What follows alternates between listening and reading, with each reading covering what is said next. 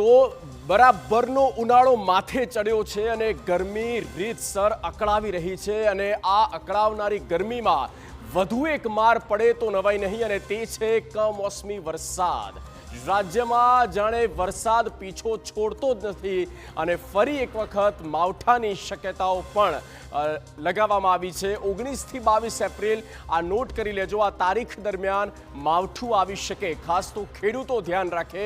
19 એપ્રિલથી 22 એપ્રિલ સુધી અને સૌરાષ્ટ્રમાં થઈ શકે છે આ કમોસમી વરસાદ અને સૌરાષ્ટ્રની સાથે ઉત્તર ગુજરાત, મધ્ય ગુજરાતના પણ કેટલાક જિલ્લા, શહેર અને ત્યાં પણ વરસી શકે છે વરસાદ। આ સાથે જે આગાહી આપવામાં આવી છે તે આનાથી પણ વધારે ઘાતકી એટલા માટે છે કારણ કે તોફાની વરસાદ, કરા પડી શકે છે, એટલે માની શકાય કે તીવ્ર પવન ફૂંકાય અને તેમાં મોટું નુકસાન પણ થઈ શકે। ખાસ તો ખેડૂતોને ખાસ સાચવવાની જરૂર છે। 19 થી લઈને 22 એપ્રિલ